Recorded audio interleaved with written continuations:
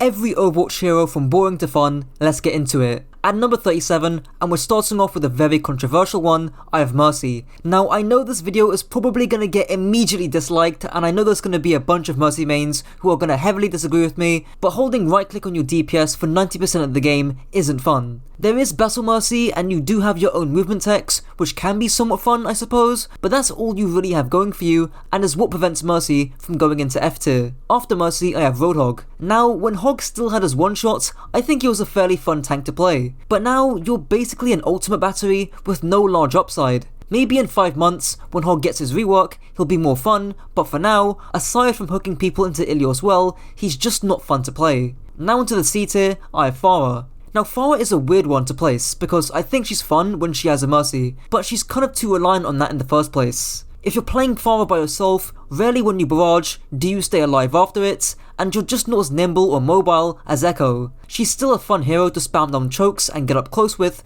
but just a bit too reliant on composition and maps to get the most out of. After Pharah, I have D.Va. D.Va honestly feels more stressful to play than fun to play. A good D.Va knows there's 1,000 choices to micromanage and a whole different bunch of playstyles that you can adopt, and as you'll see later on, the same kind of thing applies with Tracer. In quick play or in lower ranks, D.Va bomb team kills can be fun, but they're unrealistic when played against half decent players. After D.Va, I have Soldier. Some could argue that having aimbot as your ultimate is fun, but the main setback to Soldier is his sprints and lack of burst damage. Simply running around the map like a headless chicken, trying to track a target from 30 meters away, and then running again, isn't a very fun playstyle for me personally, but to each their own. Next up, I have Reaper. Similar to Pharah, I feel that Reaper's funness is too reliant on other heroes to pull off. Most notably, having a Zarya to bubble you when you go in, or if the enemy team have 1 or 2 heroes to dedicate time to clear you out. Not to mention, the maps can also make a big impact to how fun Reaper can be. Getting those late fight team kill death blossoms though are pretty fun.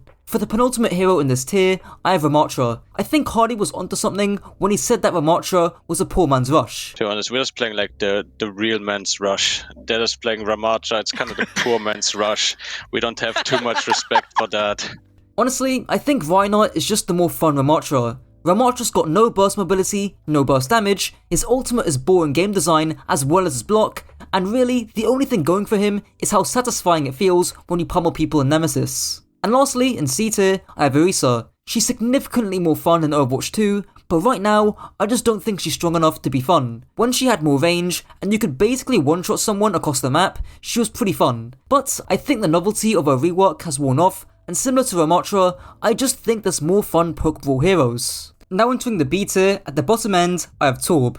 Torb's ultimate and overload are fun aspects of his kit, and to be honest, it is fun annoying a pesky Tracer in your backline with the turrets, despite that mechanic not being very fun to play against. What holds Torb back is his consistency and funness against certain comps, and I think he's a lot more fun to play in defense than attack. After Torb, I have Sigma. I think the biggest issue with Sigma is its burst mobility and or damage. A trend that you'll see as we go on the list is that the most fun heroes either have burst damage, burst mobility, or both. Sigma doesn't really have either unfortunately. No burst mobility, and his burst damage and his one-shots kinda got removed. His flux can be fun to reposition with, and he can certainly be a good high damage carry, but I just don't think he's as fun as the heroes above him. The next hero on the list I have is Lifeweaver. Despite how bad this guy is, he's gonna get some more buffs in Season 5, and I think the hero is fundamentally fun because of the utility he has. He definitely has potential because we've never seen a hero before who can reposition others completely. Whether the team 4 want to fulfill that potential is yet to be seen. After Lifeweaver, I have Winston. Winston doesn't have any loud, big bursts of damage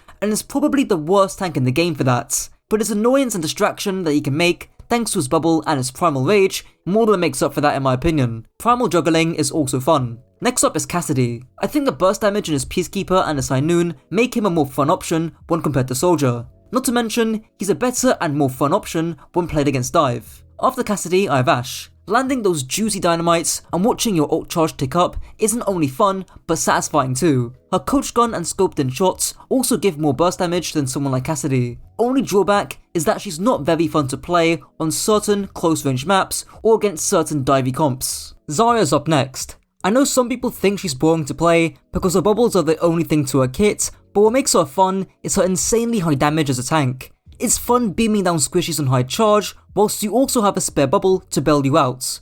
Again, it's often damage or mobility that makes a hero fun to play. The penultimate hero I have here is Tracer. I mentioned this earlier, but I feel Tracer is more stressful to play than fun to play. In particular, the amount of micro you need to learn and nail down is kinda insane, let alone the macro. If you know this hero like the back of your hand, I'm sure she's pretty fun to play, but for the average player, I think there is a limit. And the same kind of thing can go for the last hero here, being Widowmaker. Widowmaker is one of those heroes who you're trash at, or you're at least somewhat decent at.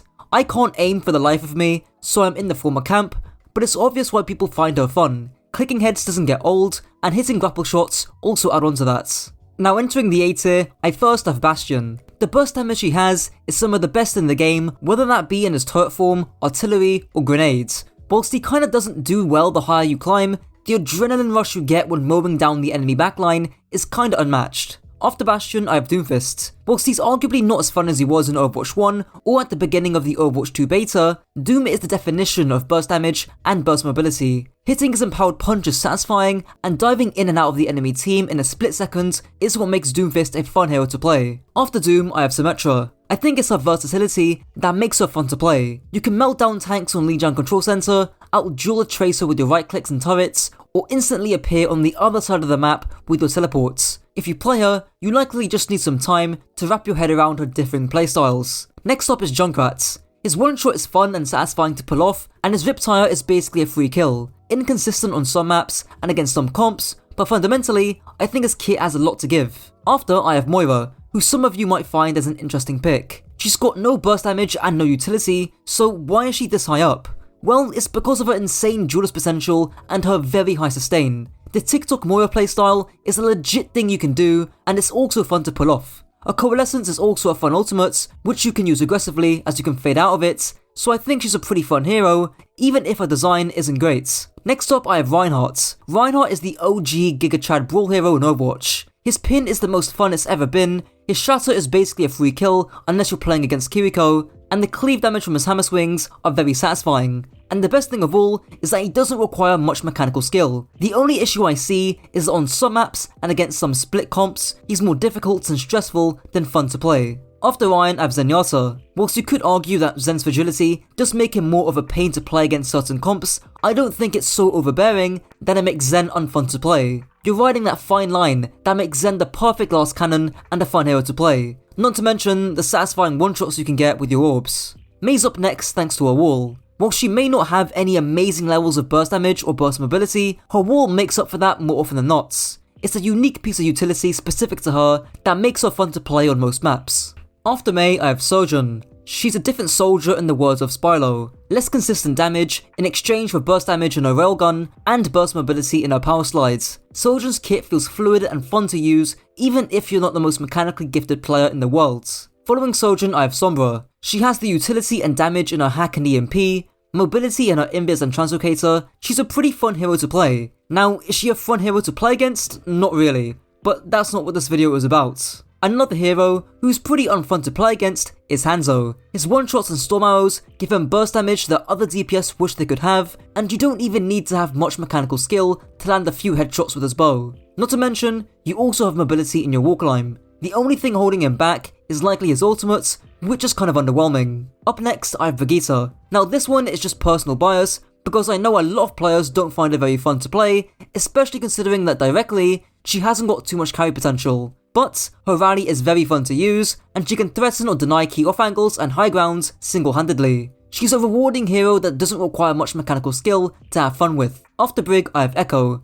I think that most recent change to her ult cost drastically made Echo a lot more fun to play. You're now allowed to make significantly more aggressive plays, using your duplicate as a second life, even if you don't get off the ultimates. Plus, if you're not having fun on Echo, you can always duplicate a hero that is fun to play. Following Echo, I have Baptiste. A super well-rounded hero where you can adopt different playstyles and still be proficient. His Matrix and gun are particularly what makes him fun to play, as well as his regen burst that allows him to live through a dive. The penultimate hero I have here is Wrecking Ball. Having some of the most unique movement in the game, even if Ball can be a bit awkward to use and get around, his kit certainly isn't boring to use. Tons of techs you can learn and utilize. And lastly, rounding off the A tier, I have Lucio. The most mobile support in the game, with a variety of different playstyles as well as a difficult but rewarding gun to use. He's not just fun on Ilios, unlike Cog, but his ability to fight high grounds and go full Reddit can really be quite thrilling, especially if you have the mechanics to back that up.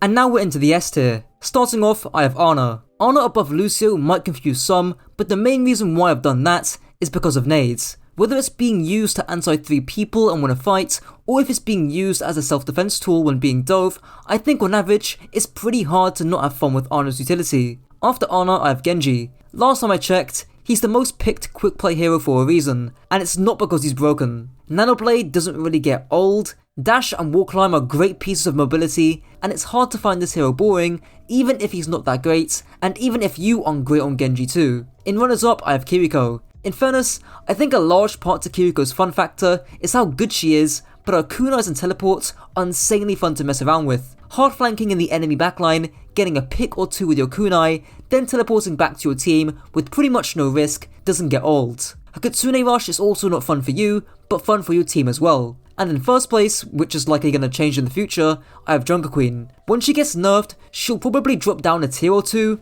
but right now, she's insanely fun to play. Her kit feels so fluid, the sounds and animations from her knife and ultimate are top tier, and her Carnage axe swing is super satisfying to land. Holistically, her kit feels like a blast to use. And that's it for the video. I know fun is a very subjective concept, so let me know your thoughts down below. Shout out to my tier 1 and tier 3 patrons, and until next time.